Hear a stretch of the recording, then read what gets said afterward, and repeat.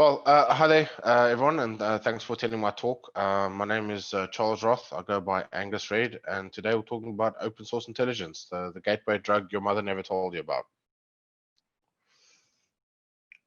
Right, so the outline of my talk today, I'll give a brief introduction to myself. We'll then talk about what is OSINT, why we do OSINT, sort of why it is awesome, the highs we get from that, the side effects, what you can gain indirectly, whether you continue down a sort of a professional line of OSINT or just stop there and move on with your life. And then we'll talk about feeding the supply. And then we'll take some questions afterwards. I'll be on the Discord if you need me. All right, it's a brief introduction. As I said, my name is Charles Wroth. I'm a lead technical security recruiter. I recruit predominantly in the United States, do a little bit in the EU and the UK, and then also dabble some stuff here in South Africa. I'm former British Airborne, and I did about 6 years in higher risk security consulting, predominantly in East and West Africa, and then also some time in the Middle East. Locally and in the community, I'm involved with a fair amount of conferences. I'm a co-organizer with B-Sides Cape Town. I'm the founder of Hack South, along with some very great people, and I'm an avid open source intelligence analyst. Shout out to Cryptic, Monks, and Devet for the third place in the recent TraceLabs, which I'll discuss momentarily. Right, so what is open source intelligence? Okay, so taken from Wikipedia, I'll read directly. It says open source intelligence is a multi-method, qualitative and quantitative methodology for collecting, analyzing, and making decisions about data accessible in publicly available sources to be used in an intelligence context. In the intelligence community, the term open refers to overt, publicly available sources as opposed to covert, clandestine sources. It is not related to open source software or collective intelligence. Okay, so open source intelligence under one name or another has been around for hundreds of years. With the advent of instant communications and rapid information transfer, a great deal of actionable and predictive intelligence can now be obtained from public unclassified sources. Right, so typically the sources will include media, like print media, magazines, radio, television, the internet, which is the predominance of what I do now, will be, your Facebooks, your LinkedIn, Twitters, Instagrams, blogs, message boards, anything sort of in that sphere. Public government data, especially in South Africa, is quite readily accessible. Looking at birth records, death records, property records, that sort of stuff, anything that the government will push out. Also, CIPC is quite helpful here in South Africa. Professional academic publications, which is not so widely used, but is still viable. An example I can use of that is if I typically want to know something about someone in this industry that's given a few talks, I'll typically watch the first 4 or 5 minutes of their talk to hear the introduction, to see how they introduce themselves, and I'll take information from that. Next up, we have commercial data, which I don't use that much, which includes, like I said here, commercial imagery, financial industrial assessments, and databases, hopefully legally acquired databases. Grey literature, something I'm not very familiar with. This includes things like says here, technical reports, preprints, patents, that sort of stuff. And it says here at the end, open source intelligence is distinguished from research in that it applies the process of intelligence to create tailored knowledge supportive of a specific decision by a specific individual group. Right, so this is directly pulled from Wikipedia. Okay, so why OSINT? What do I and what do we use it for? Right, so on the fun side, CTFs. So these are usually based on fake information with fake accounts in order to test someone's ability to gather intelligence and piece it together to form a hypothesis. Examples of this, such as hack the box challenges, I've done a fair few of them. A friend of mine, Bushido, he also spoke at a recent con I was at, Conent. He's got 1 or 2 really fun challenges to do that's got like a storyline to it. And then on Twitter, you also get things like hashtag OSINT challenge, which is trying to identify the location of where a photo was taken, literally just from a picture or from a Google Maps screenshot. Right, so typically your challenge looks like this. So this is on Hack the Box. So you'll see here, super secure startups. Private information is leaked. Can you find out how? There'll be a file to download. Now, typically what you would do with this is you would look for information related to the company, super secure startup. You would try find them on LinkedIn, try find them on Twitter. You'll see sort of where the path takes you. You'll see who's engaging with who messages who.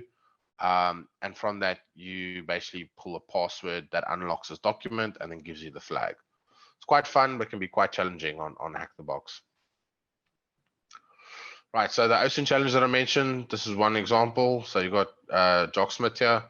I recently went on holiday about 3-4 weeks ago on the way to Pickeneeskloof. So I took a photo while I was driving, or while I was in the passenger seat, of course. Took a photo and then said, try find me. And you see here's the picture that I took. On the left and on the right is directly pulled from Google, where he had used the mountains in the background, route markers, and then a house on the road to identify exactly where the photo was taken. And he was pretty much bang on. Right, so the next thing is TraceLabs. So TraceLabs is a CTF based on tells you 8 to 12. It can be like the recent one, 5 to 12 missing persons cases. It is the same as Hack the Box. I say to challenge your ability in open source intelligence, but with TraceLabs, it is based on real people and real cases, and so it has a real outcome. So with TraceLabs, intelligence is sought on cases. We submit that, we get points for the things if they're validated, and then all that intelligence that we gather is then given to law enforcement. Very often we do find the locations of people or find locations within the last couple of days of where someone was, despite them being missing for hundreds, even if not thousands of days. Right? Really fun, really good to do, and like I said, it has a real outcome at the end of it. So that's what it looks like when you do well. So this is from our recent third place with TraceLabs. And this is a meme that Big LDP from TMHC made for us, where we came 7th in the one before last. It was a very, very, very close competition. Right. So another use for open source intelligence is red teaming and social engineering. So many red teamers will use open source intelligence to gather intel on proposed targets. They'll use that information to build a picture on their clients in order to exploit vulnerabilities such as the human factor using social engineering and other exploitation tactics. Okay, so this usually is forms part of the recon phase.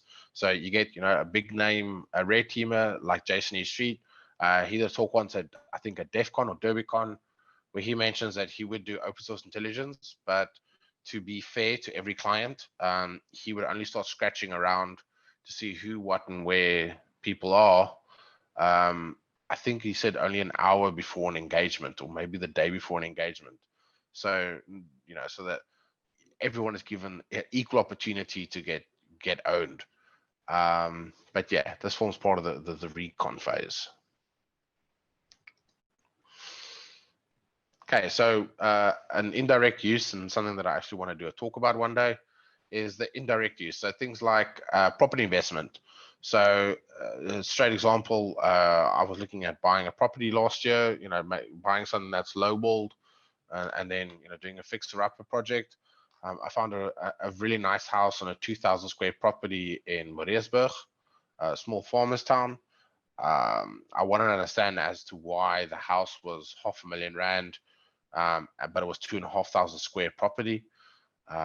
I then did some intelligence. I looked up I've learned now that I need to find the ERF number, the ARF number.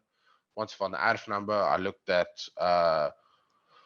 Swartland Department's records that they post every 2-3 years on property valuations. So when they bring up their rates, through that, I could find the name of the owner. I can then do some further intelligence. And I quickly found out what was going on at the house, who owns the house, what activities go on. And I quickly realized, if I buy this house, I'm going to have a lot of dramas, probably a lot of debt collectors coming in, and probably a lot of people looking for some stuff they shouldn't at 2 in the morning. So, I made a adverse decision to not invest in that property. Okay, so business development. So, as a recruiter, I do extensive open source intelligence to understand my clients or potential clients, what makes them tick, and how to string pieces of information together to execute a better pitch. So it's important to understand if you are a name brand company that most people know about, I will know about it, and I wouldn't really have to do that much scratching. It's all about just finding an in. So with companies that I don't know so well, but I know potentially are doing some interesting stuff. I will do some basic open source intelligence. I'll conduct basic research on the target and the people I know and know them. I'll build a picture of the company and the people I want to contact, execute an outreach using some basic info to help break the ice and build familiarity. I'm ex-British Army, so if I find someone in the company that's ex-Army or ex-British Army, I will try go down that avenue to try break the ice, try build some familiarity, and then from there I will attempt to do a sort of a soft proposal to see if I can work with that company. I think some people see this as business intelligence, which it is to some extent, but it's just another use for the skill set. Right, interview prep. This is actually it turns out I was doing open source intelligence a long time before I knew it was called OSINT. So doing open source intelligence for interview prep is really, really valuable. So as an interviewer, as an interviewee, it's good to get information on the company that you're interviewing with so that you can show them that you have an interest and you have done your research. So typically that'll be try understanding where the company operates, where the headquarters are, what they do, maybe understanding if there's any bad press involved with the company, what kind of people work there, see if you know any people there. This kind of stuff will tend to help you get a job. When a company will always ask you, so what do you know about us, right? And that's your chance to say, I know you folks operate here, here, here. You do this, that, and the other. I actually realize I have two friends that work for you folks down in Joburg and Durban.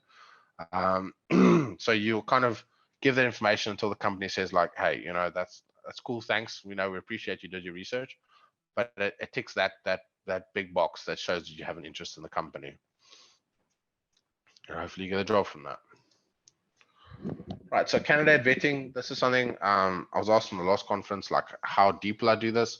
So when I would use open source intelligence to do candidate vetting, it happens on a very rare occasion. It is only if I have a sixth sense about them or a strange inkling as to them there being a risk involved with this candidate and their background and their history and maybe trouble with the law. It's happened a few times. I've spoken to people in the US and it turns out they have federal indictments. We all make mistakes, but it's important to have that information before you send someone to a company. So, also if you think someone's, you can't not hire someone based on their beliefs or what they do on the weekend, but it's good to have that kind of information before the time. It's important to reiterate, me in recruiting, I have done this literally a handful of times. It's not something I have to do very often. Okay, so the drug. So why is it so awesome? Right, so it's important to understand the ease of entry. So what it takes to do open source intelligence or to be able to conduct it effectively. Right, so let's look at what we require. Okay, so these are the prerequisites, right? So ideally you need a computer or a smartphone. If you're smart, you can use a computer with a VM, as I typically use. But if you needed some basic stuff, a standard computer or a smartphone will do. Okay, you need access to the internet, as that's going to be where you find the majority of your information. Okay, curiosity. You have to have some sense of curiosity. If you like watching murder mysteries on Netflix and stuff like that, it means you have that curiosity to go out and find stuff. Next is understanding the rules of engagement. So the typical rules of engagement to keep safe is what we call zero touch. So it means you will never engage or interact with any form of intelligence that you find.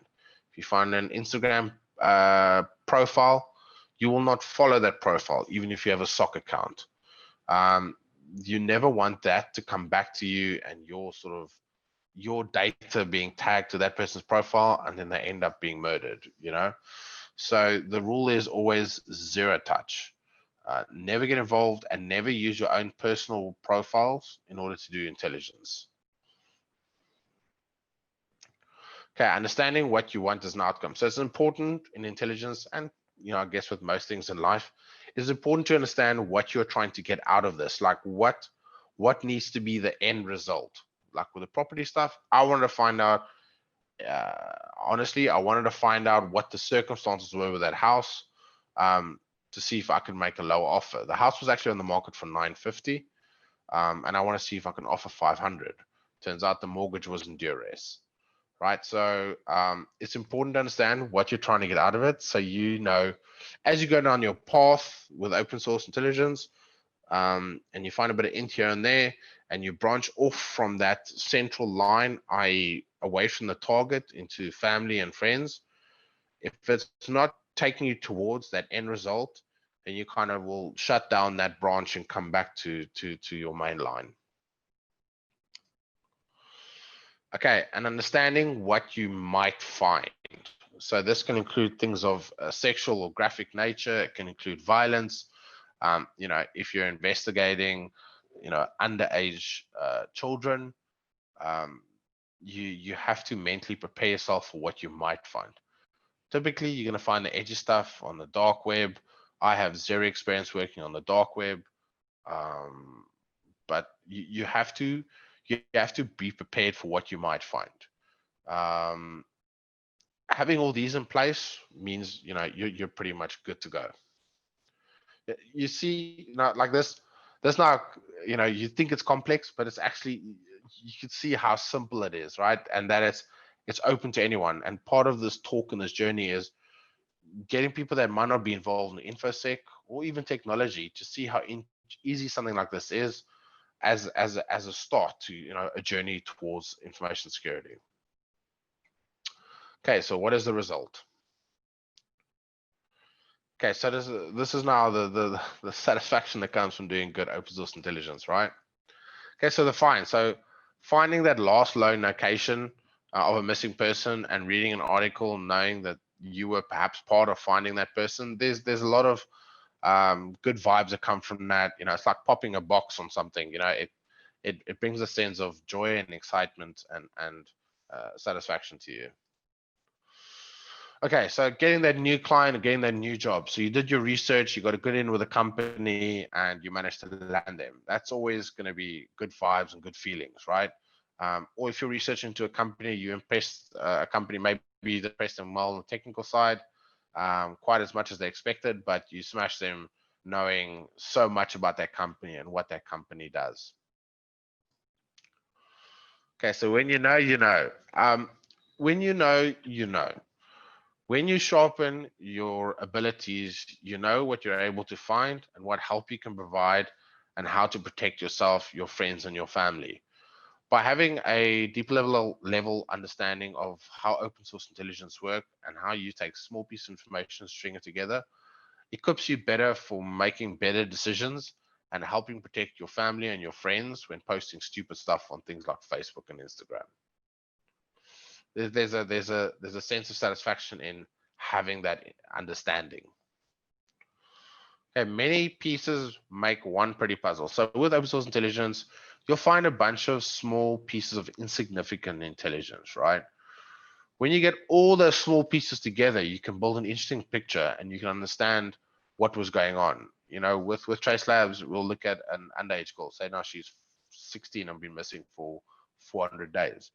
You'll look and you'll find her Facebook profile where she's connected with all her friends and family, and everything looked fine, and there's a lot of smiles, a lot of happiness. And then you find their sock accounts, so their alternative accounts. Sometimes they'll have more than one. I've found people that have 10 alternate Facebook accounts. And then you see the beast within. You see the drugs, you see the gang affiliations, you see the tragic circumstances at the house. You quickly get a better understanding of what potentially led up to this person going missing or what led to the situation. So yeah, those small pieces of information, they mean nothing. But when you put them all together, it builds a fascinating picture. So knowledge. So the knowledge of knowing, when you have a skill set, you know what you're able to find and how to achieve something.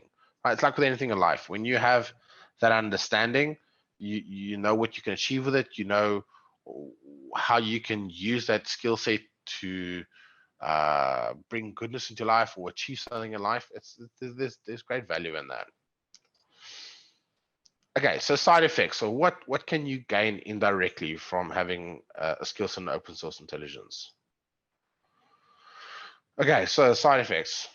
Okay, so being a champion of open of OPSEC, right? Operational security or PERSEC, personal security, right? So being a champion of operational security and being, the family OPSEC troll, typically people in our industry have a very good awareness and understanding, and we tend to be trolls with our friends and family and say, hey, like, be careful posting this, and this is why you shouldn't post that, and stop doing those surveys on Facebook.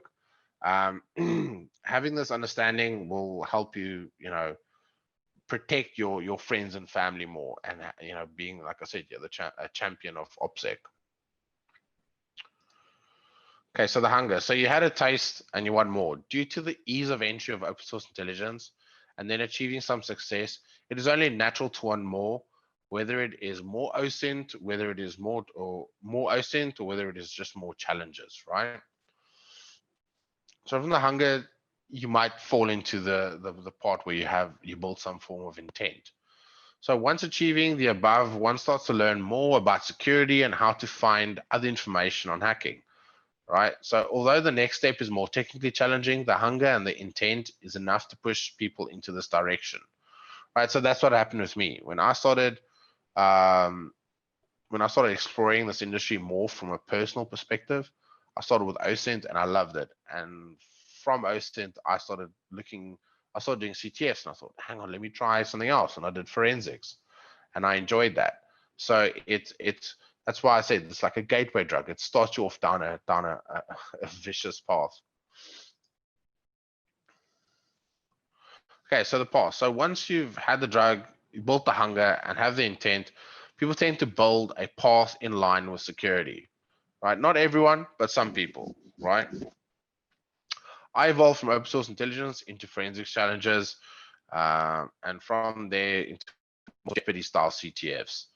And then I got into Stego and some offensive stuff at obviously an extremely basic level, and at a very slow pace. From there, formal plans evolve into things like pen testing, red teaming, social engineering, and forensics, like it did with me, right? So this can lead down to, potentially a changing career. You're that IT person or that dev that suddenly had an interest in this. You took a swing at TraceLabs or at some challenges and you enjoyed what you did there, and then you evolve into something new.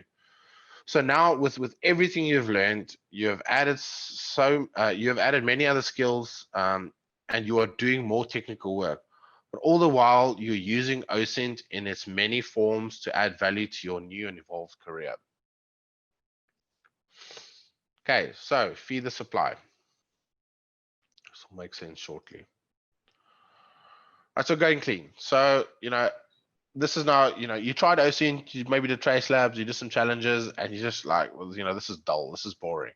If you're an offensive security specialist, OSINT probably not going to be as exciting for you, right? You prefer to, sit behind a command line and do all your Gucci stuff, right? But at least there's some stuff you can take from it, right? So you gave it a shot, you tried, and perhaps it's just not for you, and that's cool, right? You still gained, no matter how in depth you went, you still gained a lot of experience and understanding in operational security and personal security, and that's always of value. You've gained a different level of mindfulness by understanding the risks and how information can be strung together. It'll help you be better equipped to make better decisions related to what you post and push out on the internet, ideally.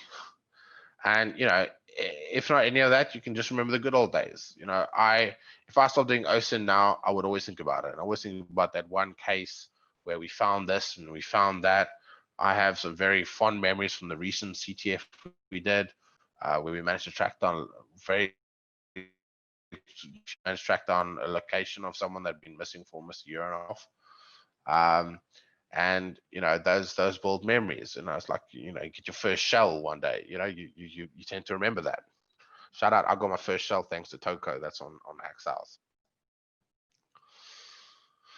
Okay, so you decided to continue down your path with OSINT. So you didn't give up like the previous slide. You decided, where else can this go, right? So you can go show and tell, right? Tell your friends and tell your family about what you do and how it will help them take better care when they're posting information, right? So my missus, this talk somehow inspired her, and she's now starting to learn more about open intelligence.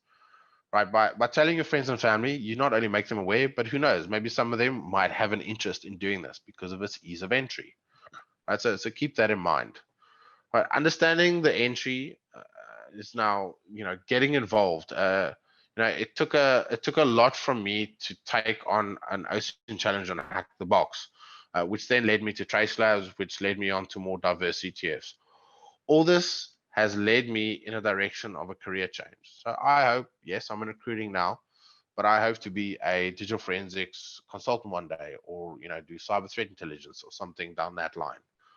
Right, by understanding the ease of entry, you may be more inclined to take your first shot or challenge a CTF. Right, so it took me touching OSINT to want to dip my toes into things like Jeopardy style CTFs. Because everyone else was doing stuff, I smashed all the OSINT challenges, and I was like, you know what? Let's look at forensics. And once I solved one forensics challenge, thanks to Google, I was like, I can do forensics, and let me learn more about this, and let me see take it. And that's now evolved into a complete career change. Right, so the evolution. So walk the path that OSINT takes you. It might lead you to just being more mindful and more aware, which could lead you down a path into information security.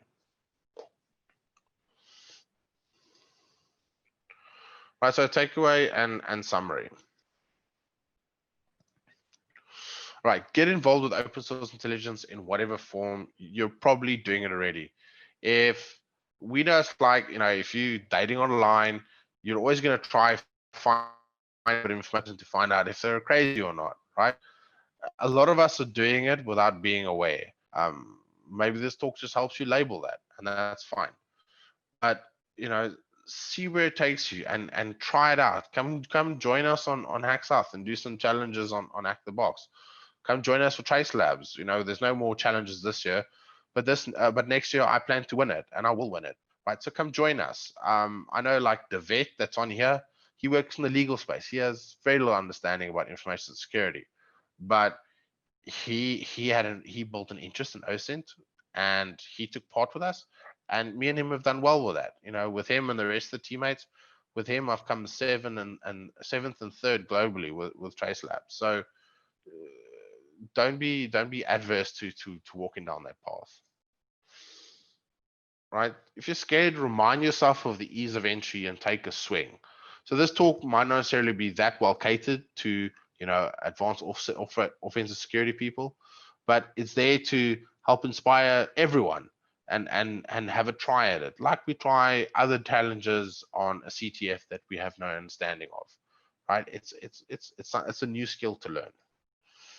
Okay, remember the rules of engagement. Remember, zero touch. Try use stock accounts or alternative accounts. Use a VPN. Try stay as secure as you can, and be mindful of that which you might find along the path. As I said earlier, tell your friends, tell your family, and tell your colleagues about open source intelligence. Some people love it. It's good. Sometimes at a braai, it's a pretty good conversation starter in showing people what you can find of them. Doing a typical thing like asking someone's email address or scratching around trying to find the email address. You find the email address, you put in have I been pwned, and then you explain to them, what it means when their email address has been in like 4 different breaches, which is something I had recently happen at a braai. Taking all that can show people how vulnerable they are, and it'll make them more mindful, and also it might interest them. And what better way to defend yourself than upskill and learn from the best. Okay, follow the path that OSINT takes you. Whether it takes you down just a simple doing the CTF side, or whether it takes you down a path into information security, see where it takes you and follow that road. Right? If you like it, keep learning and evolve your skills. I am very good at basic OSINT. I don't use any tools really. And that's discounting things like a VM and SOC accounts. There's a lot of good tools out there, and that's what I plan to use to sharpen my skills. But it's pretty straightforward stuff. You just got to understand what to look at and what paths to walk down, right? And if you evolve with that, you can get better and you can evolve into other new things. Yeah, and as I said, yeah, learn new things. So I am trying to work. I'm not very good at geospatial intelligence. So finding places on a map, I'm really bad at that. But I'm trying to work on that. So one thing I'm focusing on now is getting better at triangulating where a photo is taken, and trying to identify where a location is purely based on a photo. So yeah, learn new things, and this is typical of this industry. We're always required to learn fun and interesting new things. Right, links to attributions. The only thing I took out here was from Wikipedia, and obviously there's a lot of Giphy GIFs on here. Right. So quick one about Hack South. Obviously, it's a server that we're hosting the con on this year. Please be sure to follow us on Twitter. We're on LinkedIn as well. If you want any cool roles, we've got a bunch of reaction roles. If you got a role assignment, you can get some new stuff there. And come join our team on CTF time. This is actually the list of the CTFs we've done so far this year. So as you can see, we're quite active. There's usually the usual faces in the CTFs, but we'd love to have more people join us. Thanks. I'll take some questions on Discord. And here are my socials. Thank you very much.